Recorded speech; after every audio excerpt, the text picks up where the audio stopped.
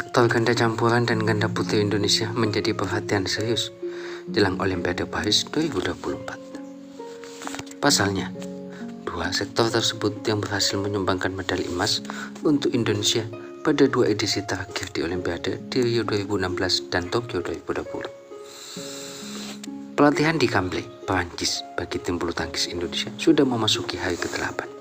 Adapun pertandingan cabur bulu tangkis akan dimulai tanggal 27 Juli 2024. Tontowi Ahmad dan Diana Natsir dipercaya menjadi mentor bagi pasangan Rino Vivaldi dan Vita Anindya Mentari.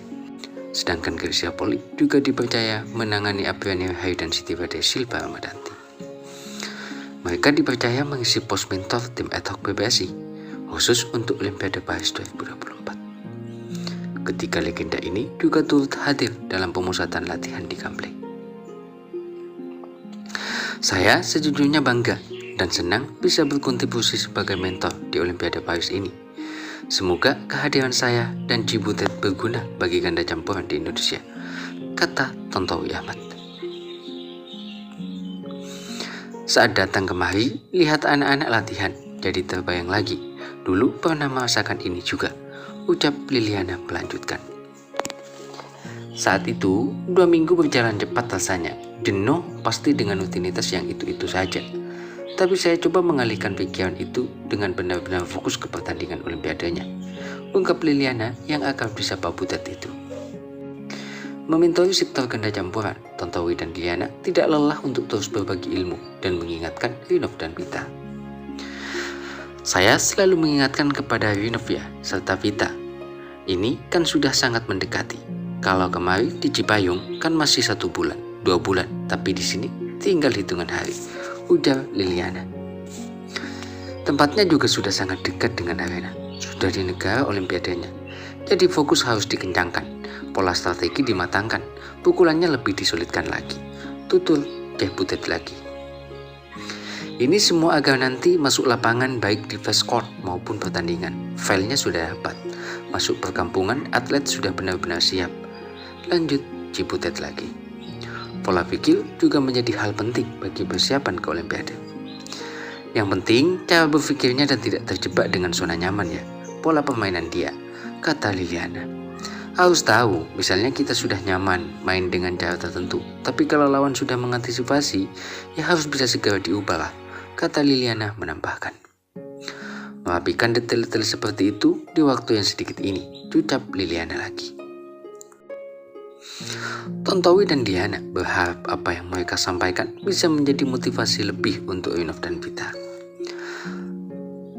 Saya mencoba memberikan yang maksimal, terutama saat training camp ini, berbagi ilmu dan pengalaman, ujar Tontowi Ahmad.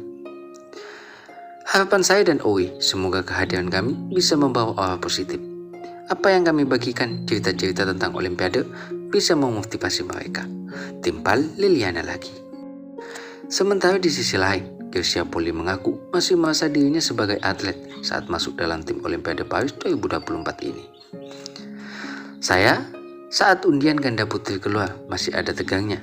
Mungkin karena masih merasa menjadi bagian dari tim Olimpiade sebagai atlet, kata Grecia dengan bercanda. Memang masih menjadi bagian, tapi tugasnya yang berbeda sih. Lebih kepada bagaimana cara jadi pendukung yang baik buat anak-anak ini. Itu yang lebih ditekankan sekarang, katanya menambahkan. Grecia menyampaikan bahwa semua yang akan berlaga di Olimpiade Paris harus terus merenungkan tujuan.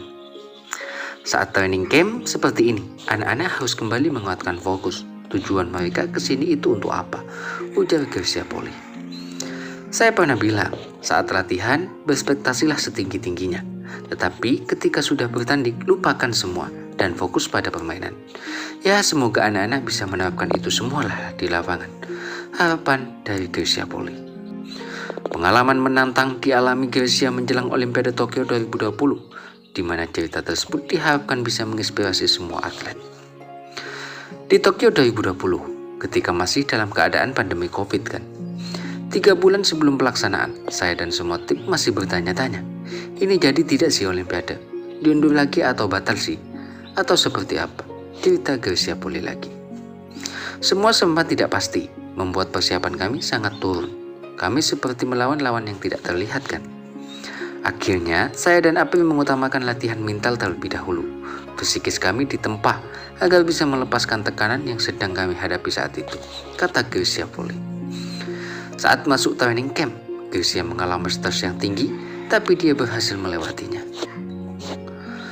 Di Kumamoto level stres kami naik 1000%. Mau bertemu orang yang bahkan satu tim saja takut. Di kamar juga stres dengan hal yang sama, ujar Gracia Poli. Latihan mental yang tadi saya bilang benar sangat membantu dalam mencari liburan dan merelaks.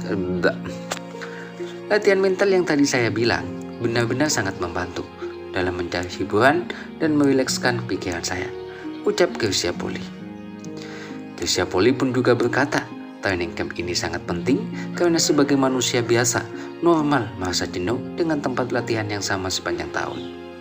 Ya, tujuannya dengan training camp ini, suasana bisa kembali fresh, tapi tetap dengan fokus yang tinggi. Selain itu, tim bisa lebih kompak. Suasana itu pada akhirnya bisa saja menentukan feel di lapangan. Ya, disinggung mengenai peluang April dan Fadia di Persikup, Gracia meyakini peluang sangat terbuka. Kalau dari persaingan ganda putri, menurut saya sih peringkat 1 sampai ke April Fadia itu sama rata kok.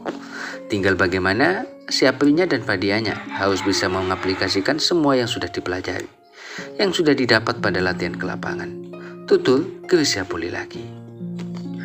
Orang bilang April dan Fadia di grup yang tidak enak, tapi ini Olimpiade dan semua memang yang terbaik. Peluang selalu terbuka untuk semuanya, ujar Gracia Poli menutup percakapan.